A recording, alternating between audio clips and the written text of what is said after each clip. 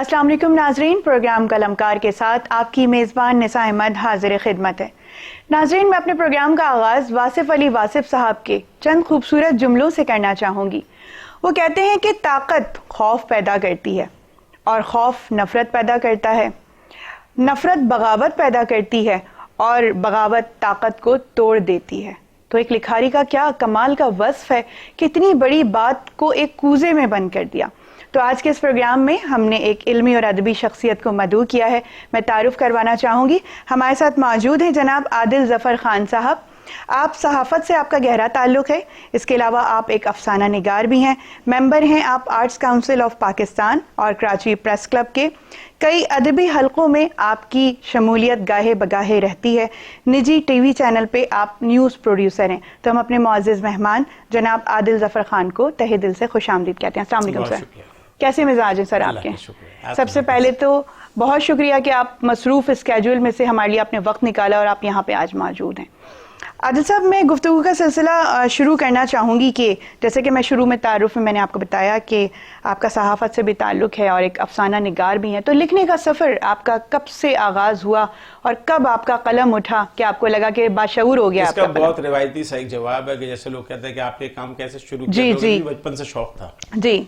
तो बचपन से शौक तो नहीं था, लेकिन ये कि बचपन में चूंकि घर में अदबी रसायल, बच्चों के रसायल, बड़ों के रसायल की हमारे घर में आमद बहुत थी। हर महीने जो है काफ़ी रसाले और अखबार तो ज़्यादा रोज़ ही पढ़ते थे। तो आहिस्ता आहिस्ता पढ़ा तो फिर देखते देखते उसको शौक भी पैदा हुआ, यार हम भी लिखे तो बच्चों के नौनिहाल या बच्चों की दुनिया या तालीम और तरबियत जो बच्चों के रसाले उस वक्त हुआ करते थे तो उनके अंदर कभी कभार भेज दिया करते थे, तो कोई एक अच्छा भी जाया करता था। सही। तो उससे बड़ी हौसला अफजाई हुई। तो फिर वो सिलसिला ज़ाहिर है फिर रुक गया। फिर थोड़ा सा मैट्रिक की जब आदमी नौजवान होता है तो शायरी की तरफ थोड़ा सा रुझान गया, सही, जो कि हर आदमी का जाता है। बिल्कुल। लेकिन भारी पत्थर था, चूम के छोड़ दिया। अच्छा।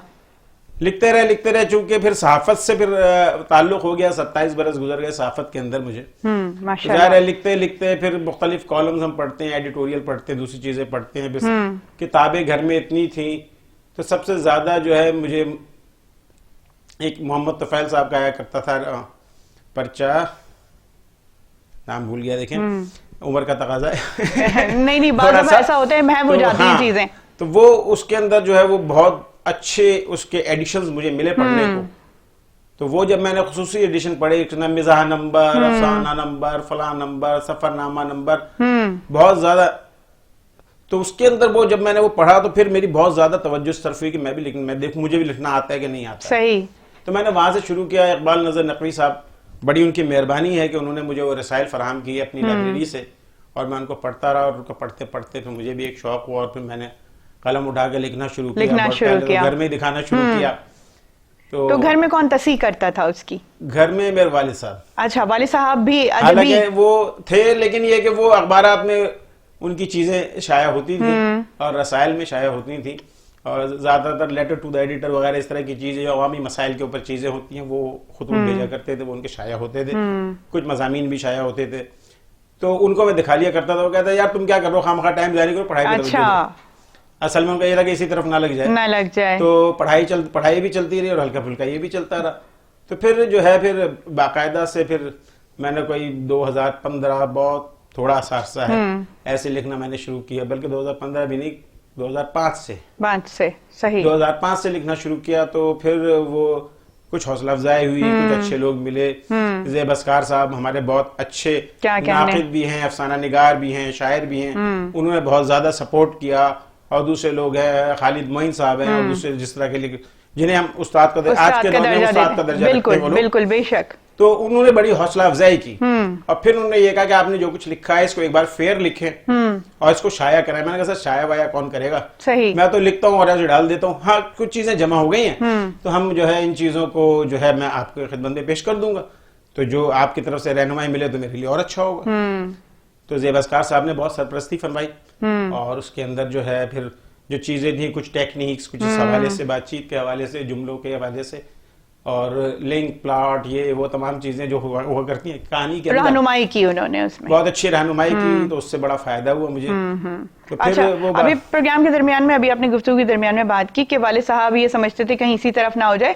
اچھا, عمومی خیال یہ عادل صاحب پایا جاتا ہے کہ لوگ سمجھتے ہیں کہ جو شعراء کرام ہوتے ہیں, مصنفین ہوتے ہیں, ان کو کوئی کام نہیں ہوتا تو وہ اس طرف آ جاتے ہیں. یہ کیا خیال پایا جاتا ہے؟ یہ جنرل فینومینا ہے اصل میں. ایک صاحب گئے, ان کا مطلب شادی کے رشتے کے لیے کہے گئے, تو انہوں نے لڑکے کو بلاؤ برد دکھوا کریں گے. تو برد دکھوے میں گئے تو لوگ اچھا جی کیا کرتے ہیں, کیسا ہے لڑکا, ایسا کسی نے دیکھا, ہاں جی ٹھیک ہے, چال ڈال ٹھیک ہے, لباس اچھا ہے, شکل صورت اچھی ہے, بات کرنے کا سلیقہ ہے, تمام چیزیں ہیں. تو ایک بڑے بزرگ تھے, کہنے لگے میاں شاعری تو کرتے, بتاؤ کام کیا کرتے ہو. کیا بات ہے, اس طرح کی چیزیں, یہ ہمارا ایک جنرل اوپینین ہے. اب آپ دیکھیں بہت بڑے شاعر تھے ہمارے ساغر صدیقی صاحب, کیا کہنے, یعنی کہ انڈیا کے وزیر اعظم نے ایوب خان سے کہا کہ یار آپ کے یہاں ایک شاعر ہیں, شاعر سے نہیں, انہوں نے ایک شعر سنایا, تو ایوب خان نے ان سے کہا کہ میں ان شاعر سے ملنا چاہتا ہوں. یہ انڈیا گئے ہوئے تھے, تو انہوں نے کہا کہ جی آپ تو کیسے ملیں گے, آپ کو اس کے لیے تو آپ کو اپنے ملک جانا پڑے گا, تو پاکستان میں ہے. پھر بڑا ڈھونڈ ڈھانڈ کو ان کو نکالا گیا. تو خیر بہرحال وہ ایک چھوٹا سا معاملہ گھر کا کہ ایک پسند کی لڑکی سے شادی کرنا چاہتے تھے اور وہ نہیں کیا, تو پھر وہ شاعر بن گئے اور لاہور کی گلیوں میں گھومتے رہے, اس طرح گزرتے گئے. لیکن شاعر بڑے اعلیٰ پائے کے شاعر, بہت ان کا جو اشعار جو میں نے اس حوالے سے پڑھے نا, وہ رونگٹے کھڑے کر دیتے ہیں. زندگی کی تلخ حقیقت انہوں نے بڑی عمدہ انداز میں اپنے اشعار میں بیان کیا. اچھا, آپ افسانہ نگار ہیں, افسانے کئی آپ نے لکھے ہیں, تو افسانہ تو مغرب کی جانب سے ہماری طرف آیا. پہلے تو وہ بڑی بڑی جی کہانیاں ہوتی تھیں, داستانیں ہوتی تھیں, اور ناول بھی اور ڈرامے بھی, اور شروعات تو اردو ادب کی اسی طرح سے ہوئی. پھر مغرب کی تقلید کرتے ہوئے وہیں سے مغربی ادب سے افسانہ آیا.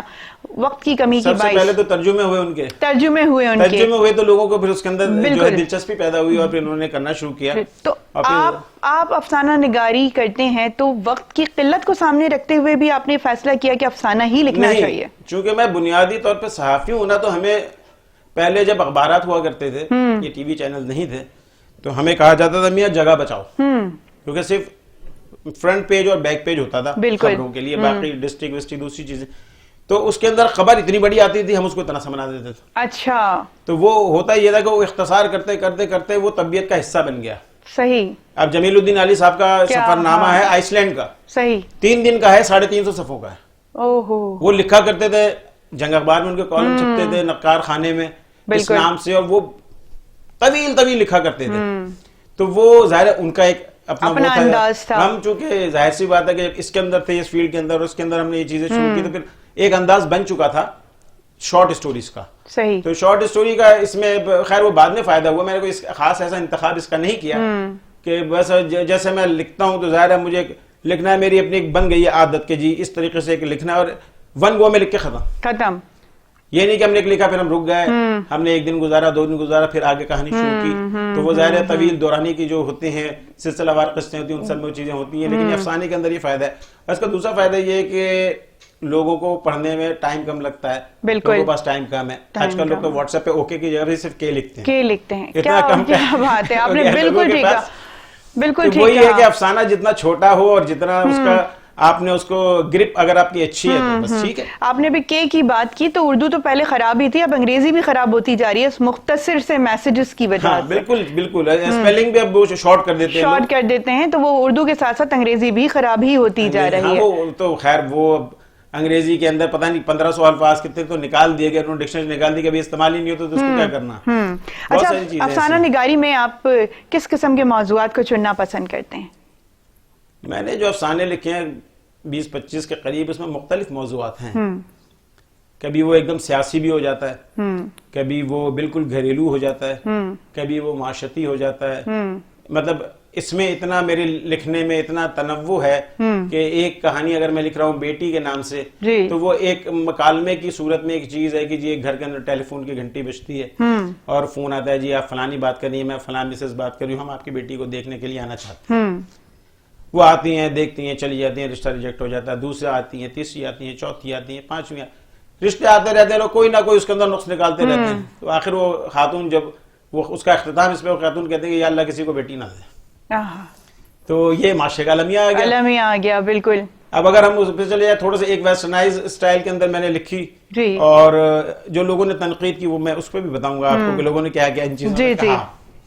تو ایک یہ تھا کہ وہ اپنا ہنی مون کے نام سے. اچھا. تو ہنی مون یہ تھا کہ اس کا سینٹرل ایڈ یہ تھا کہ ایک ٹورزم کمپنی ہے اس نے جو ہے وہ ایک پیکج نکالا کہ وہ لوگ جن کی شادی کو 30 سال ہو گئے وہ ایک بار پھر ہنی مون منائیں. تو اس کے اندر وہ 20-25 لوگ جمع ہو جاتے ہیں, وہ جاتے ہیں ایک جگہ ایک ہوٹل کے اندر, وہاں پہ ان کے مختلف گیمز رکھے ہوتے ہیں, یہ رکھا ہوتا ہے وہ رکھا ہوتا ہے. وہاں پر دو کپل ایسے ہوتے ہیں جس کا ایک شوہر اور دوسرے کپل والی بیوی ان کی جوانی میں بہت اچھے تعلقات ہوتے ہیں اور وہ ایک دوسرے سے شادی کرنا چاہتے ہیں اور کسی وجہ سے نہیں ہو پاتی. تو وہ شخص کیا کرتا ہے کہ آخر میں ایک گیم ہوتا ہے کہ راک کلائمبنگ کا, اور ان کی ایک رسی بندی ہوتی ہے جو اگر گر جائے آدمی تو نہ گرے. تو وہ مختصر ترین یہ ہے کہ وہ جا کے اس رسی کو کاٹ دیتا ہے. وہ آدمی اوپر جاتا ہے اس کو ہاتھ سے, جب وہ اوپر چلا جاتا ہے اس کو کلائم کر لیتا ہے پورا, وہ جا کے کھڑا ہو کے ایسے ہاتھ ہلاتا ذرا سی ہوا دی گرتا ہے تو اس کی رسی کٹی ہوتی ہے, نیچے گر کے مر جاتا ہے. صحیح. تو وہ جو عورت ہوتی ہے وہ سمجھ جاتی ہے کہ اس نے کیا کام کیا. صحیح. وہ ایک المیہ, ایک مشرقی جو مغربی جو چیزیں آ رہی ہیں مغرب کے اندر جس طرح کا برتاؤ ہے اور جس طرح کی چیزیں وہ اس میں آشکار کی. صحیح. اور جو ایک میرا جو افسانہ تھا وہ ٹیڑھی ٹانگوں والا بھنگی, نام بڑا عجیب سا ہے, لیکن یہ کہ معاشرے کے اس کو یہ دکھایا گیا ایک آدمی اپنے کام سے کتنا ڈٹرمن ہے. وہ بھنگی ہے, اس کا کام صرف یہ ہے کہ جو مین ہول بند ہو جائے, جو گٹر بند ہو جائے اس کو وہ کھولے. تو اس کی چھوٹی سی ایک سٹوری تھی کہ وہ صبح جاتا تھا ایک ہوٹل کے اوپر ناشتہ کرتا تھا, بہرحال اس کو خاص طور پہ لا کے فٹ پاتھ پہ ناشتہ دیتا تھا, چائے پراٹھا وہ کھاتا تھا اور نکل جاتا تھا, سب کچھ کرتا تھا. اس کے بعد یہ ہوا کہ اس کی تھوڑی سی ٹرننگ آئی, اور ٹرننگ یہ آئی کہ شہر کے حالات بہت خراب ہیں, ہر طرف جو ہے نا افراتفری پھیل چکی ہے, لوگ ایک دوسرے سے نفرت کرنے لگے ہیں, اس گندی کو صاف کرنے والا کوئی بھنگی نہیں ہے. کیا بات ہے. دیکھیں ہر افسانے کا جو خیال ہے آپ کا مختلف ہے, بہت اچھوتا ہے, اور یقینی طور پہ معاشرے میں اطراف میں جو بھی ہونے والی تبدیلیاں آپ محسوس کرتے ہیں وہی آپ قلم بند کرتے ہیں. ابھی آپ نے کچرے والی کی بات کی, یہ میں نے کہیں پڑھا تھا, کتنی اچھی باتیں بعض دفعہ ہمیں سوشل میڈیا سکھا جاتا ہے, کہ میں نے کہیں پڑھا تھا کہ ہم اکثر و بیشتر دروازے پہ کچرا چننے والے کو یا لینے والے کو کہتے ہیں کہ کچرے والا ہے, جبکہ صفائی والا وہ ہوتا ہے. صفائی والا. لیکن ایک چونکہ نام پڑ چکا ہے اس کا, تو وہ نام اس وجہ سے چل رہا ہے. گندگی تو ہم کرتے ہیں, وہ ہماری گندگی کو صاف کرنے آتا ہے. تو یہ سوچ کا فرق ہے جو کہ انسان کو کہیں سے کہیں پہنچا دیتا ہے. اچھا, آپ نے اپنے ایک افسانے کے بارے میں بتایا کہ کچھ تنقید نگاری بھی اس کے اوپر ہوئی. تبصرہ نگاری کے اوپر اگر میں بات کروں, تنقید نگاری اور تبصرہ نگاری میں تقریباً تھوڑا فرق ہے. تو آپ کیا سمجھتے ہیں کہ موجودہ دور میں آپ کسے سمجھتے ہیں کہ اس وقت واقعی تنقید نگاری کے شعبے میں کون بہت اہم لوگ کردار انجام دے رہے ہیں؟ دیکھیں, یہ تو استادوں کا کام ہے کہ درجہ بندی کرنا. میں تو اپنے آپ کو شاگرد بھی نہیں سمجھتا, اس سے بھی کوئی نیچے کی چیز سمجھتا ہوں, اور ادب کا تقاضا یہی ہے کہ میں کسی کی درجہ بندی نہ کروں. ٹھیک ہے. تبصرہ نگاری کے حوالے سے میں اگر عادل صاحب بات کروں تو میں نے کئی ایسی, تبصرہ تو ایک آدمی کا اپنا وہ ہوتا ہے نا, اسٹوری اس کو پسند آئی یا نہیں آئی, یا اس نے کہا جی یہ اس میں ایسے نہیں ہے. تنقید میں تو یاد ہے کہ آپ کی ٹیکنیک پہ آتا ہے, آپ کے الفاظ پہ آتا ہے, آپ کی ضخامت پہ آتا ہے, ان تمام چیزوں پہ تنقید ہوتی ہے کہ بھئی یہ بہت لیندی, تھوڑا چھوٹا ہونا چاہیے, الفاظ کی تکرار ہے, یہ نکال دیا, یہ تنقید ایک الگ چیز ہے. تبصرہ یہ ہے کہ جی میں نے کتاب لی, اب وہ تو کہنا نہیں چاہیے لیکن میں مجبور ہوں یہ کہنے پہ کہ لوگ اپنے جاننے والوں کو دیتے ہیں تبصرہ چھپوا دیجئے. جی. تو یہ چیزیں بھی چلتی ہیں, اور اوریجنل تبصرے اصل میں کچھ کم ہی آتے ہیں جو سامنے آتے ہیں, ورنہ یہی ہوتا ہے جی انہوں نے لکھی ہے, بڑی اچھی کتاب ہے, فلاں تعارف ہے, یہ ہے وہ, اس طرح کی چیزیں آج کل زیادہ ہیں. تو تبصرہ جو ہے وہ ٹھیک ہے, اس سے تھوڑی سی ایک شکل سامنے آ جاتی ہے کہ کتاب کیا لکھا گیا ہے, اس میں کیا چیز ہے, اور پھر کتاب کو پورا پڑھیں تو پھر سمجھ میں آئے گا. لیکن تبصرے کو میں سمجھتا ہوں کہ تھوڑا سا جو ہے وہ تنقید زیادہ جینوین ہے. تنقید زیادہ جینوین ہے چونکہ اس میں اصلاح کی گنجائش باقی رہتی ہے, اور جب اصلاح کے لیے ہی کی جاتی ہے, اصلاح کے لیے ہی کی جاتی ہے. لیکن اس وقت جو ہماری تنقید نگاری ہے نا, وہ تنقید نگاری کا حق ادا نہیں کر رہی. میں نے کئی ساری ایسی محافل اٹینڈ کی ہیں عادل صاحب, کہ میں تو خود ابھی بالکل میں نے شروعات کی ہیں, لیکن اس کے باوجود بھی کتابیں پڑھنے کے بعد انسان شعور کی منازل طے کرتا ہے, تو خود اندازہ ہو رہا ہوتا ہے کہ جس حساب سے اس کتاب کی تعریف کی جا رہی ہے وہ اس قابل ہرگز نہیں ہے. تو اس میں وہ جو ایک اچھا مواد ہے نا اردو ادب میں, وہ مجھے لگتا ہے ایسا کہ کہیں نہ کہیں رکتا ہے آگے آنے میں. وہ رکے گا. دیکھیں بات یہ ہے کہ ہمارے یہاں جو بہت بڑی بدقسمتی ہے, وہ ادیبوں کی جو کلب بن گئے نا الگ الگ, 25-30 ادیبوں کا ایک اپنا ایک ہے, وہ خود ہی آتے ہیں, خود ہی بلاتے ہیں, خود ہی جو چیز کھلی اگر ہونا, کھلے ذہن کے ساتھ ایک چیز کی جائے اور اس کے اندر جو آدمی اس کا ایکسپرٹ ہے اسی کو اس کو بلایا جائے تو وہ میرے خیال ہے اگر ہم سفر نامے پر ہم کسی مستنصر حسین کا تارڑ کا کوئی سفر نامہ اس لیول کا اگر کوئی ہے یا ابن انشا جس طرح سفر نامے لکھتے تھے, دونوں بالکل بہت مختلف ہیں, ان کی کہانیاں ہی ہوتی تھیں اور ان کی جو ہے یہ بالکل پیور سفر نامہ ہوتا ہے, حالانکہ دونوں سفر نامے ہیں لیکن اس کے اندر اگر کوئی سفر نامے لکھنے, مستنصر حسین تارڑ اگر کسی کے سفر نامے پہ تبصرہ کریں گے تو وہ جینون ہوگا, بالکل ٹھیک ہے, لیکن اگر کوئی فکشن لکھنے والا ہے وہ سفر نامے پہ تبصرہ کرے گا تو جینون نہیں ہوگا. بالکل بالکل درست فرمایا. عادل صاحب, گفتگو کا سلسلہ ہم یہیں سے جوڑیں گے, ایک وقفے کا وقت ہے, تو ناظرین آپ نے کہیں بھی نہیں جانا ہے, ابھی ہم واپس آتے ہیں ایک چھوٹے سے بریک کے بعد.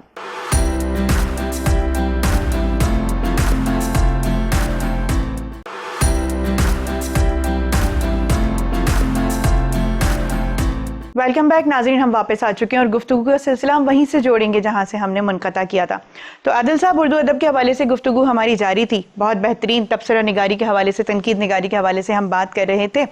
اچھا, میں اگر, کیونکہ آپ افسانہ نگار ہیں, تو میں آپ سے اگر بات کروں, یہ پوچھوں کہ آپ کے پسندیدہ افسانہ نگار کون ہے, کسے پڑھنا پسند کرتے ہیں آپ؟ میں اس معاملے میں بہت محتاط رہتا ہوں کہ میں کس کا نام لوں. کوئی کتاب اگر مجھے اچھی مل جاتی ہے, کوئی اچھے افسانے مل جاتے ہیں تو جو بھی مل جاتے ہیں وہ میں پڑھ لیتا ہوں, اس لیے کہ ایک طالب علم کیا تبصرہ کرے گا.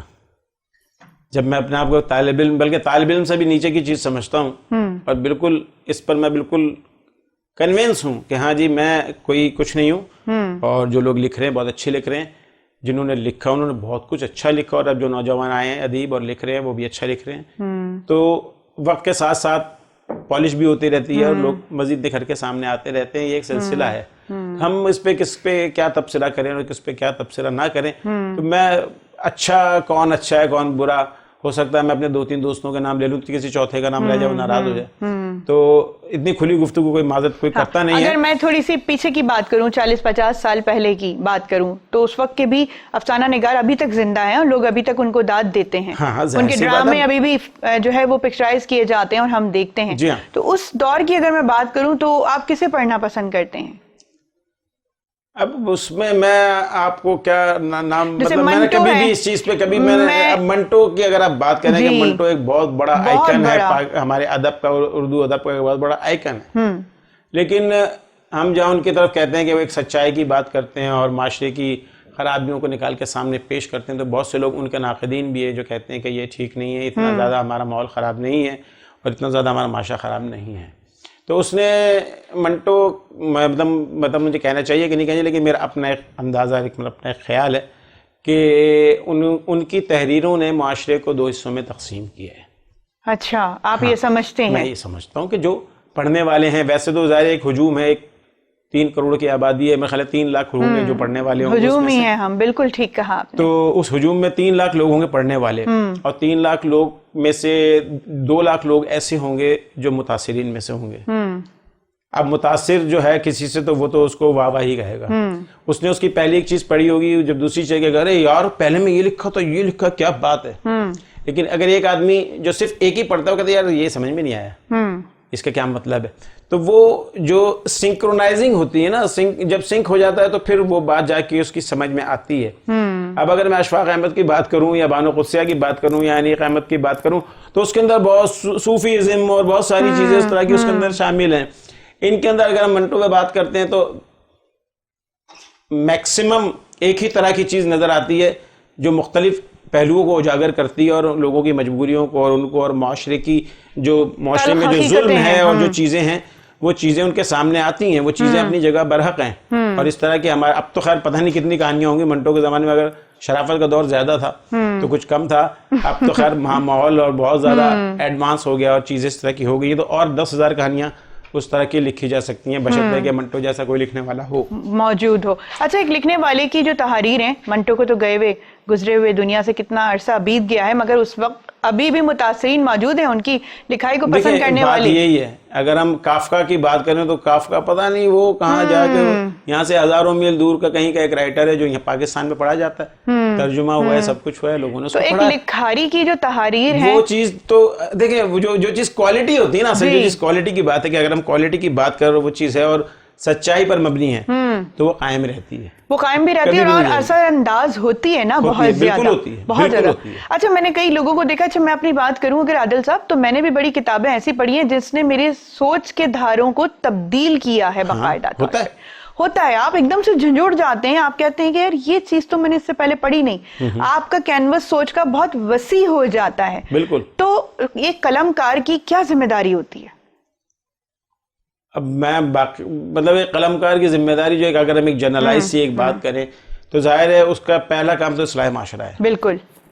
اگر بنٹو نے کوئی چیز لکھی اور میرا خیال ہے کہ اس نے معاشرے کو تقسیم کیا تو, لیکن اس نے ایک چیز اجاگر کی کہ دیکھو یہ ہے, آپ کچھ بھی کر لو, چاہے انہیں عدالت میں گھسیٹا گیا, چاہے انہیں جیل میں ڈالا گیا, چاہے ان کا پرچہ بند کیا گیا, یا جو کچھ بھی کیا گیا, وہ تمام چیزیں اپنی جگہ, مصائب و آلام جو ہیں وہ اپنی جگہ پہ ہیں, لیکن جو اس نے سچائی بیان کی وہ اپنی جگہ پہ, وہ اپنی جگہ پر ہے. سچائی تو کبھی چھپتی بھی نہیں ہے نا.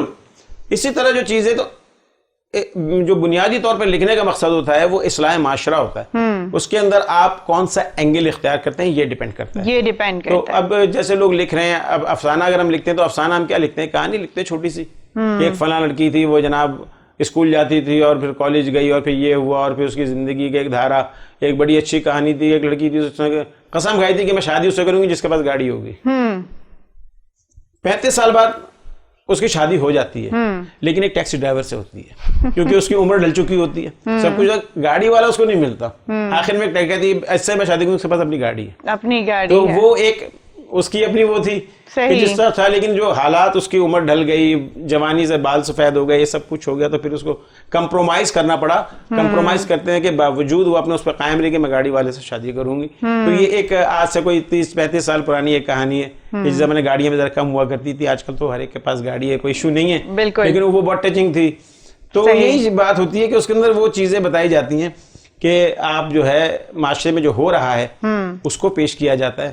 ظاہر سی بات ہے وہی چیزیں ہوتی ہیں جو اوریجنل کہانیاں ہوتی ہیں, زیادہ تر اوریجنل کہانیاں ہی ہوتی ہیں, ان کو کچھ نام ہم تبدیل کر دیے جاتے ہیں جو معاشرے کے اندر ہماری چیزیں ہیں, اور وہی اجاگر کی جاتی ہیں کہ دیکھو یہ ہو رہا ہے, اس سے بچو, صحیح, یا یہ ہونا چاہیے, اس پہ چلو, کہیں گائیڈنس ہوتی ہے, کہیں انتباہ ہوتا ہے. تو چیزیں یہ دو چیزیں ہیں جو ہمارے معاشرے, تو اس کے اندر ظاہر ہے لوگ جو لکھنے والے ہیں, جیسے کچا لکھاری ہوتا ہے تو ویسے ہی چلتا ہے, پھر اس کو سمجھ میں آتی ہے کہ یہ چیز مجھے اس طرح کرنی چاہیے تو اس سے فائدہ ہوگا. بالکل. تو وہ پھر اس کے اندر وہ اس کو اپنا پھر وہ اس اسلوب کو اختیار کرتا ہے اور اچھا ادیب بن جاتا ہے, اور تمام چیزیں جو ہے اس کی آ جاتی ہیں. صحیح.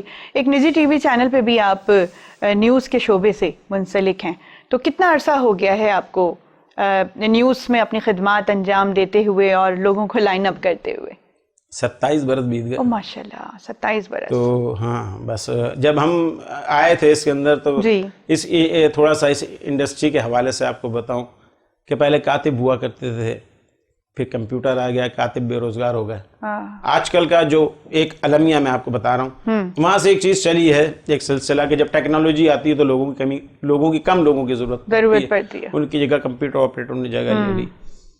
پھر جناب اور چیزیں ہیں تو وہ لکھنے والے ہوا کرتے تھے, ایک ڈیسک کے اوپر 25 کاپی ایڈیٹر ہوا کرتے تھے, وہ لکھا کرتے تھے, پھر وہ سب ایڈیٹر کے پاس آتی تھی, پھر وہ نیوز ایڈیٹر کے پاس جاتی تھی, وہ اٹھاتا تھا یوں کچرے پھینک دیتا تھا. اچھا, یہ پرانی جو وہ ہے ہمیں دے دی, انہوں نے اتنی بڑی ایک کریٹ دی اور کہا جی میاں اس کا ترجمہ کر کے لے آؤ. اب اس کو کرنے کا طریقہ یہ ہے کہ جی پہلے آپ پوری کریٹ پڑھیں. پہلے 2 کریٹس آتی تھی, APP اور PPI, انگریزی کی ہوتی تھی. پہلے تو آپ اس کو پڑھیں, اس کے لیے آپ کو انگریزی آنا ضروری ہے. آج کل تو کوئی مسئلہ ہی نہیں ہے. صحیح, ٹھیک ہے نا, سارے صحافی بن گئے. تو بہرحال ہو سکتا ہے میرے دوست مجھ سے بہت سے ناراض ہو جائیں, لیکن میں ذرا ایسی بات کرتا ہوں, کوئی اس میں ایسی بات غلط بات بھی نہیں ہے. صحیح. تو وہ یہ ہوتا تھا. اب ہم گئے جناب, بڑی لمبی چوڑی لکھی, وہ کہنے لگے کہ سر کتنے سنگل کالم بنا دو. اچھا, 8-10 لائنوں کی. اچھا جی, بڑی محنت کی, یہ لکھا وہ لکھا, سب کچھ کرا ہر طریقے سے, اس اینگل سے دیکھی, اس اینگل سے دی, انہوں نے پڑھی. اچھا ٹھیک ہے, نظر کر دی, یہ دوسری بنا کے لے آؤ. اتنا بڑا ایک ڈرم رکھا ہوتا تھا نیوز ایڈیٹر کے پاس, اور وہ جو ہے وہ ڈرم کے اندر وہ سب جا رہا ہوتا تھا. پھر اس کو آہستہ آہستہ سمجھنا شروع کیا, اچھا بھائی کیا چیز ہے, کیا کرنی چاہیے. پھر ایک بنا کے دیا, اچھا ہاں ٹھیک ہے, یہ یہاں پہ رکھ دی انہوں نے. چھپی وہ بھی نہیں, اچھا جو سینئر بیٹھے ہوتے تھے ظاہر وہ اسٹوریاں بنا رہے ہوتے تھے, تو وہ بھی رکھی رہتی تھی. اتنی عزت دے دی کہ اب ردی کی ٹوکری میں نہیں جا رہی. اس طرح مراحل طے کرتے کرتے پھر اس قابل ہوئے کہ بھائی ٹھیک ہے, جو اس کے اندر پھر جو کام کرتے رہے اور سب جو ہے وہ ہوتا رہا. رپورٹروں سے خبریں منگاتے رہے, نیوز میں آتی رہی, ان کو ایڈٹ کرتے رہے, بنتی رہی, چھپتی رہی, اچھی بن گئی, بڑی کیا خبر ہو گئی, بڑی خبر بنا دی, 3 کالمی لگ گئی. بہت بڑا کمال ہوتا تھا, رات کو صبح نیند نہیں آتی تھی. صحیح. آج ہماری 3 کالمی لگی اخبار, کیونکہ جب اخبار کی ڈمی, جب اخبار کی جاتا تھا پیپر بن کے, تو ہم دیکھ لیا کرتے تھے کہ کون سی کیا بنی. ہماری خبر 3 کالمی بن گئی, بہت بڑا کمال, تیر مار لیا ہم نے تو بہت زبردست. نام کے ساتھ شائع ہوتی تھی؟ نہیں, نام کے ساتھ بائی لائن تو صرف رپورٹرز کی شائع ہوتی ہے. صحیح. بائی لائن صرف رپورٹرز کی شائع ہوتی ہے اخبارات کے اندر. تو وہ ایک سلسلہ تھا. پھر وہ میگزین آئے, پھر میگزین کے اندر کرا, پھر سٹی پیج, پھر ڈسٹرکٹ پیج, پھر اس طرح کرتے کرتے کرتے پھر فرنٹ پیج پہ آ گئے.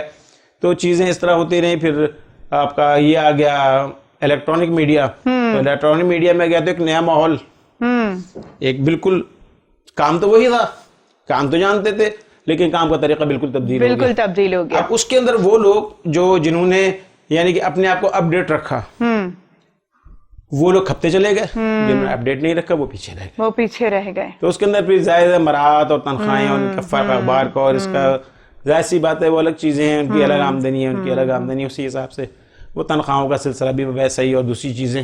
لیکن استاد اب آج بھی استاد اگر ملے گا تو اخبار میں ملے گا, نیوز چینل میں نہیں ملے گا.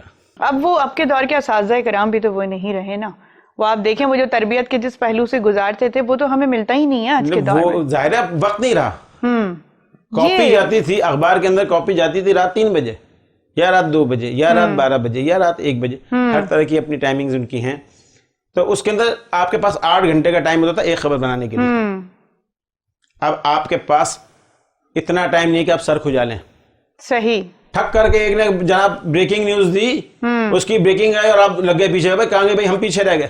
5 سیکنڈ پیچھے اور 10 سیکنڈ پیچھے پہ سوال ہوتا ہے کہ پیچھے کیوں رہ گئے. ہم کہتے ہیں جی فلاں یہ تھا ایشو, اس کے اندر یہ کمپلیٹ نہیں تھا, معاملہ یہ نہیں تھا. تو وہ چیزیں فاسٹ, چونکہ جب کوئی چیز تیز ہو جاتی ہے تو پھر اس کی گھسائی جو آرام سے ہوتی ہے, چمکتی ہے چیز, وہ گھسائی اس کی نہیں ہو پاتی. تو وہ اس میں مسئلہ یہ نہیں ہے کہ لوگوں کو کام نہیں آیا, اب کے لوگوں کو کام نہیں آتا اور پہلے وہ بہت اچھا کام آتا ہے, یہ مسئلہ نہیں ہے. اب وہ جو اس کے پاس کام کرنے کا ریئیکشن ٹائم ہے وہ بہت کم ہے, بلکہ ریئل ٹائم میں کام کرنا ہوتا ہے. بالکل. جیسے کوئی ایونٹ ہو رہا ہے تو دن کے اندر دن کی شفٹ کے لوگ کام کر رہے ہیں, تو ریئل ٹائم میں انہیں چیز دینی ہے, تو بہت زیادہ اٹینٹیو رہنا پڑتا ہے. تو اس کے اندر کبھی کبھار جو ہے وہ چیز وہ پالش نہیں ہو پاتی. صحیح. اچھا, آرٹس کاؤنسل آف پاکستان سے بھی آپ منسلک ممبر ہیں اور وہاں ٹاک شو کمیٹی کے بھی آپ وائس چیئرمین ہیں. تو مجھے تھوڑا سا بتائیے گا کہ یہ جو آپ کی کمیٹی ہے یا یہ کیا خدمات انجام دے رہی ہے وہاں پہ؟ اصل میں جہاں بھی کوئی آرگنائزیشن ہوتی ہے, جیسے آرٹس کاؤنسل ہے, یا ہم کراچی کلب کی بات کریں, سندھ کلب کی بات کریں, کراچی پریس کلب کی بات کریں, تو بہت سی چیزیں نیچے جو ہے ڈیلیگیٹ کی جاتی ہیں. اس میں جو ہے وہ ظاہر سی بات ہے مختلف موضوعات ہوتے ہیں, تمام چیزیں. آرٹس کاؤنسل آف پاکستان کی بات یہ ہے کہ اس کے اندر جو 8-10 سال سے جو انہوں نے ان تک محنت کی ہے, اس کے قائد محمد احمد شاہ صاحب نے جو پریزیڈنٹ ہیں اس کے, انہوں نے جتنی محنت دی کی اتنی محنت کوئی ایک عام آدمی کر ہی نہیں کر سکتا. اس وجہ سے وہ چیز بہت اوپر چلی گئی ہے. اب حالت یہ ہے کہ لوگ انڈیا سے کہتے ہیں ہمیں شریک کرو, لوگ امریکہ سے, برطانیہ سے, کینیڈا سے, کہاں سے لوگوں کی فرمائشیں ہوتی ہیں کہ جی یہ چیز کیا جائے. ابھی جیسے 14ویں عالمی اردو کانفرنس ہوئی تھی, تو بہت شاندار پروگرام رہا, اور ابھی 15ویں ہونے جا رہی ہے مارچ کے اندر اسلام آباد میں. اچھا. حالانکہ یہ سالانہ ہوتی تھی, اب 3 مہینے بعد جو اسلام آباد میں ہونے جا رہی ہے. اچھا, 3 months کے بعد ہی. ہاں, 15ویں کانفرنس, اور 16ویں انشاءاللہ پھر کراچی میں دسمبر میں اپنے روٹین کے حساب سے ہوگی. تو اس کے اندر ظاہر سی بات ہے اتنی چیزیں ہیں اس کے اندر, تو پھر مختلف چیزیں لوگوں کو دی گئی ہیں. آرٹسٹوں کا ایک شعبہ ہے, اس کا شعبہ ہے, انفارمیشن کا شعبہ ہے, بہت ساری چیزیں ہیں. تو اس کے اندر جو ہماری ٹاک شو کمیٹی ہے, اس کا پروگرام ظاہر ہے بیسک مکالمہ ہے. جیسا بھی کچھ دن پہلے 9 نومبر کو ایک نوجوان شاعروں کا جو ہے ایک چھوٹا سا مشاعرہ رکھا گیا اس کمیٹی کے تھرو. تو اس کمیٹی نے اس کو لک آفٹر کیا اور اس کو آخر تک لے کے پہنچایا. اور پھر دوسری چیز یہ کہ مختلف موضوعات پر گفتگو, حالات حاضرہ بھی ہو سکتے ہیں, وہ کوئی خاص موضوع بھی ہو سکتا ہے, وہ موسیقی بھی ہو سکتی ہے, وہ رقص بھی ہو سکتا ہے, وہ جو ہے عید میلاد النبی کے حوالے سے بھی پروگرام ہو سکتا ہے. تو وہ تمام پروگرام اس کے اندر کور کرتے ہیں. اچھا, ادب کے حوالے سے مختلف چیزیں. ظاہر اس کے اندر ٹاک شو ہے تو اس کے اندر پھر ماہرین کو بلایا جاتا ہے, ان سے گفتگو کی جاتی ہے ان موضوعات کے اوپر. اور پھر آگے کیا, جیسے آپ پوچھنی کہ پہلے کیسا تھا اور اب کیسا تھا, تو وہاں بھی یہی ہوتا ہے کہ پہلے کیسا تھا اور اب کیسا تھا اور آگے کیسا ہونا چاہیے. صحیح. اس طرح کی اس کے چیئرمین ہمارے شکیل خان صاحب ہیں. جی اور وہ بڑی انتھک محنت کرنے والے, وہ بھی بہت محنت کرنے والے. آ چکے ہیں ہمارے پروگرام میں اس سے پہلے. ہاں بالکل آ چکے ہیں, وہ آ کے جا چکے ہیں. عادل صاحب گفتگو کا سلسلہ ہم یہیں سے جوڑیں گے, ابھی وقفے کا وقت ہے. تو ناظرین آپ نے کہیں بھی نہیں جانا ہے, ابھی ہم واپس آتے ہیں ایک چھوٹے سے بریک کے بعد.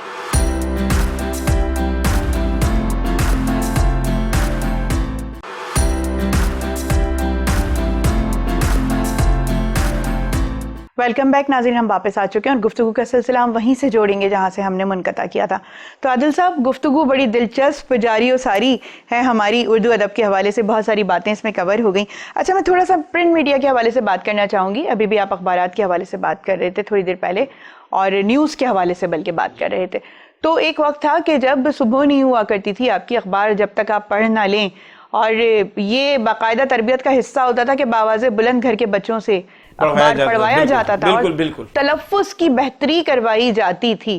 تو مجھے تو نہیں لگتا کہ ابھی کہیں صبح ہو کے اخبار کوئی ڈھونڈتا ہوگا. اب تو صبح ہی 11 بجے ہوتی ہے, صبح ہی 11 بجے کیسے ڈھونڈے گا کوئی.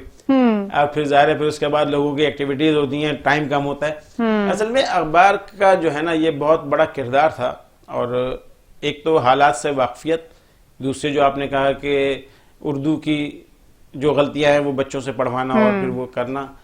اخبارات میں بہت سی چیزیں ختم بھی ہو گئی ہیں. مطلب میں نے اخبار سب سے پہلے پڑھنا شروع کیا, میں ٹارزن کی کہانی پڑھتا تھا. اچھا. تو اب ٹارزن آتا ہی نہیں, آج کا بچہ ٹارزن کیسے پڑھے گا. یا جمعے کو چھٹی ہوا کرتی تو جمعے کو ایک اسپیشل میگزین آیا کرتا تھا, تو اس کے اندر کارٹون بھی ہوتے تھے, کہانیاں بھی ہوتی تھی, بچوں کے صفحے بھی ہوتے تھے. اب بہت ساری چیزیں ان میں ختم ہو گئی ہیں. اصل میں جب تک ایک بھرپور چیز نہیں ہوگی نا, جرائد کے تک رم جائے تو بچوں کے بالکل بچوں کے ہی جریدے ہوتے تھے 3-4 سالوں کے, میں نے نام لیے اس سے پہلے, یا خواتین کے جو ہوتے تھے خواتین کے بڑے. ہاں تو آپ یہ کہہ رہے تھے عادل صاحب کہ بچوں کے ادب کے حوالے سے بھی اخبار میں ایک نیا, ایک بلکہ الگ سے پیج آتا تھا, نیا نہیں, وہ چیزیں ابھی ہمیں نظر نہیں آتی, ڈھونڈنے سے بھی نظر نہیں آتی. ایک نونہال آتا تھا, وہ اچھے خاصے مٹیریل کے ساتھ موجود ہوتا تھا, اور اس میں نونہال تو خیر اب بھی جاری ہے. اور نونہال کے حوالے سے میں آپ کو ایک بات بتاؤں کہ ایک دفعہ ہمدرد فاؤنڈیشن کا اجلاس ہو رہا تھا, تو وہاں پہ ان کے اکاؤنٹنٹ یہ وہ تمام لوگ بیٹھے ہوئے تھے. تو وہ ایک اتنی بڑی فائلیں لے کے جو تھے وہ اکاؤنٹنٹ بیٹھے ہوئے تھے.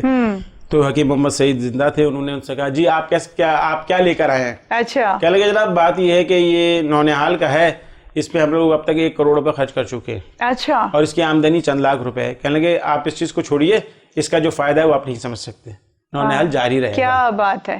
تو ظاہر ہے بچوں کی تربیت کے حوالے سے وہ چیز تھی, تو اس کے اندر ظاہر ہے انہوں نے اس کی اہمیت کو سمجھا اور اس کے اوپر انویسٹمنٹ کی. اب چیز یہ کہ ایک پرچہ نکالنا آج کل کے دور میں بڑا مشکل کام ہو گیا. بچوں کا تو خیر بہت ہی مشکل ہو گیا. پہلے تو بڑی کہانیاں آیا کرتی تھیں, ہم پڑھا کرتے تھے بچوں کی, عمران سیریز, اشتیاق ڈاکٹر کا, انسپیکٹر جمشید اور ان کی کہانیاں, اور انسپیکٹر اشتیاق کی کہانیاں, اور کون سی کہانیاں. تو محمود خاور بہت اچھا ایک لکھنے والے ہوا کرتے تھے, اللہ جنت نصیب کرے. تو بچوں کی تو اشتیاق احمد تھے, وہ ان کی بڑی کئی سیریز تھیں. بالکل. کچھ کراچی میں بہت پسند کی جاتی تھیں, 2-3 سیریز پنجاب میں بہت زیادہ پسند کی جاتی تھیں.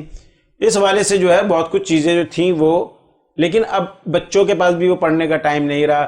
2 مہینے کی چھٹیوں کے اندر بھی ان کو وہ کام نہیں ہوتا جو پہلے ہوا کرتا تھا کہ دوپہر میں لے کے سب لوگ سو جاتے تھے, بیٹھ کے کہانیاں پڑھتے تھے. اور باقاعدہ اب بچوں کے شوق بھی بدل گئے ہیں, کتاب کی جگہ موبائل ہاتھ آ گیا ہے, ٹیبلیٹس آ گئے.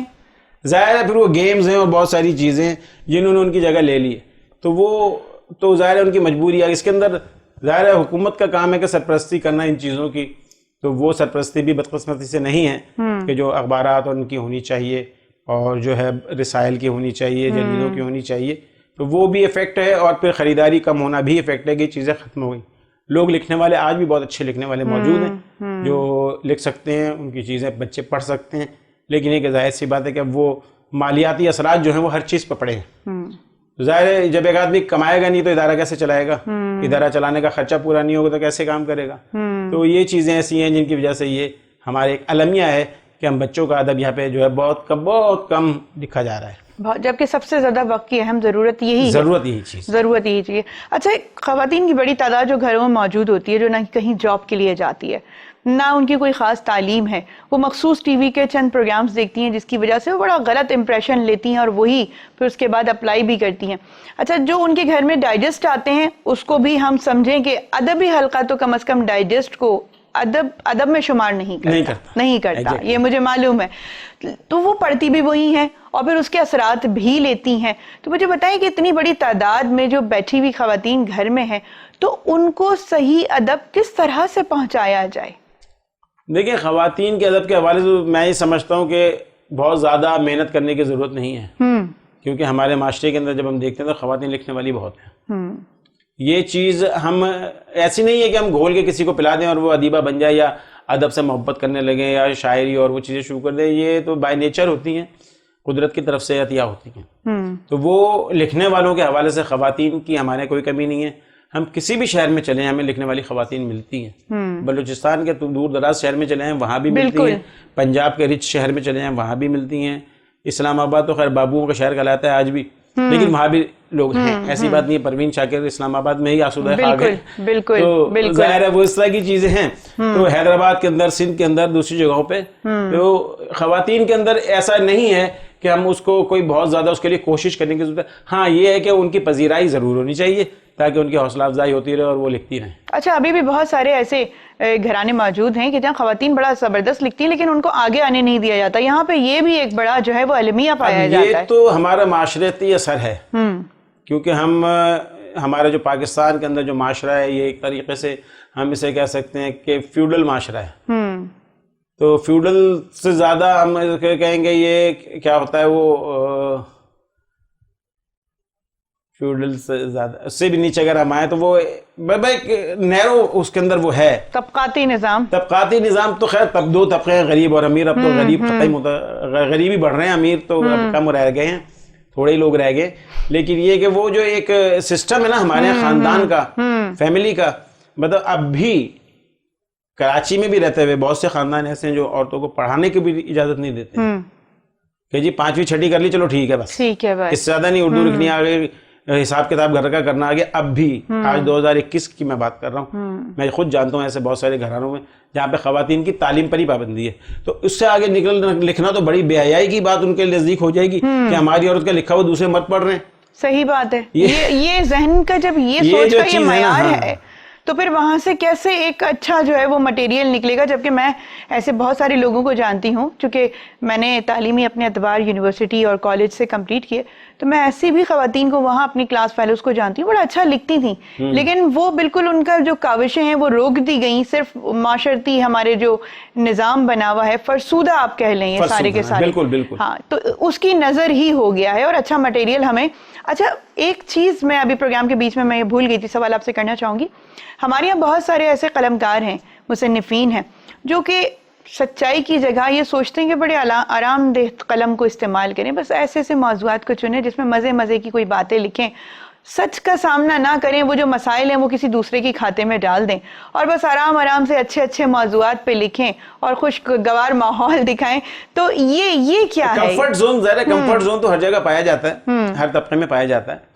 تو لکھنے والے بھی کچھ ایسے ہوں گے جو کمفرٹ زون میں رہنا پسند کرتے ہیں. تو ظاہر ہے وہ کمفرٹ زون ہے تو پھر وہ کمفرٹ زون کے اندر رہتے ہیں, تو وہ ان کے بھی پسند کرنے والے لوگ ہیں, پڑھنے والے لوگ ہیں. تو یہ تو بہت ساری کلاسز ہیں اس کے اندر. بہت لوگ بہت سخت لکھتے ہیں, بہت لوگ بہت نرم لکھتے ہیں, بہت لوگ طنزیہ لکھتے ہیں. تو ہر ظاہر ہے ہر لکھنے والے کی ہر صنف الگ ہے. تو اس کے اندر یہ کمفرٹ زون والا بھی ایک ہے. تو اس کے اندر کوئی ایسی بری بات نہیں ہے کہ ظاہر ہے وہ ان کا ایک مزاج اس طرح کا, تو ظاہر ہے لوگ اور بھی اس مزاج کے لوگ ہیں وہ ان کو پسند کرتے ہیں. ابھی تھوڑی دیر پہلے آپ نے تذکرہ کیا کہ نوجوانوں کا ایک مشاعرہ 9 نومبر کو منعقد کیا گیا علامہ اقبال کے ڈے پہ. تو آپ سمجھتے ہیں کہ اس وقت جو نوجوانوں کی ایک اسٹریم لائن آ رہی ہے سامنے, وہ بڑا اچھا اردو کا استعمال اور بڑی زبردست شاعری کے ساتھ آگے آ رہے ہیں, آپ کیا سمجھتے ہیں نوجوان نسل اس وقت اہم کردار ادا کر رہی ہے؟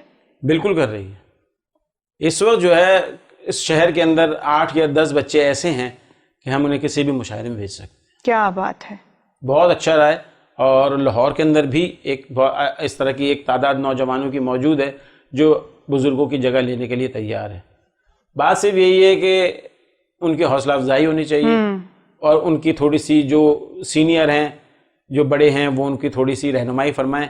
تو اس کے اندر جو ہے بہت اچھا ہے. اس کے اندر نوجوانوں کے اندر ہمیں کوئی ایسی کمی نہیں ہے کہ ہم یہ کہیں گے جی شاعری ختم ہو جائے گی یا نثر ختم ہو جائے گی. نظم اور نثر دونوں چلیں گی. نوجوان اس میں آ رہے ہیں اور اچھی خاصی تعداد میں آ رہے ہیں, صرف ان کی تھوڑی سی رہنمائی کی ضرورت ہے. اچھا, یہ بالکل ابھی پچھلے دنوں ہی مجھے ایک تقریب, کتاب رونمائی کی تقریب تھی, تو وہ اٹینڈ کرنے کا موقع ملا. تو مہمان اعزازی کے طور پہ پہلی دفعہ یا دوسری دفعہ ایسا ہوا کہ میں نے بھی ان بڑے بڑے لوگوں کے درمیان میں بیٹھ کے تھوڑا سا اپنی لب کشائی کی، تو مجھے بہت اچھا محسوس ہوا کہ انہوں نے مجھے بہت ہی کھلے دل سے خوش آمدید کہا. مجھے بالکل اجنبیت کا احساس ہونے نہیں دیا کہ ابھی میں نئی آئی ہوں تو کہاں جگہ دیں. اصل میں اس جو ہماری یہ جو فیلڈ ہے نا، اس کے اندر ادب کی جو فیلڈ ہے، اس کے اندر سب سے بڑی بات یہ ہے کہ بازو کھلے ہوئے ہیں. ہر آنے والے کو خوش آمدید کہا جاتا ہے، اس کو سنا جاتا ہے، اس پہ بات کی جاتی ہے اور اس کو مزید موقع دیا جاتا ہے کہ وہ اس چیز کو آگے بڑھے، اس چیز میں آگے بڑھے اور آگے جا کے مزید نکھار تو پریکٹس سے آئے گا. جب تک وہ لکھتا رہے گا اس کا نکھار آتا رہے گا، جب تک لکھتا رہے گا تو وہ اس کے اندر کوئی مسئلہ نہیں ہے. اور اس کی بڑی بات یہ کہ بس یہ ایک فیملی ہوتی ہے. اس کے اندر سب سے بڑی بات جو ہے وہ آپ خاندان کا ایک کنبے کا تصور ہوتا ہے اور لوگ اس میں ہوتے ہیں اور ملتے ہیں اور جلتے ہیں اور تنقید بھی ہوتی ہے، بات بھی ہوتی ہے، مذاق بھی ہوتا ہے، تمام چیزیں، ایک ماحول، ایک کھلا ماحول ملتا ہے لوگوں کو.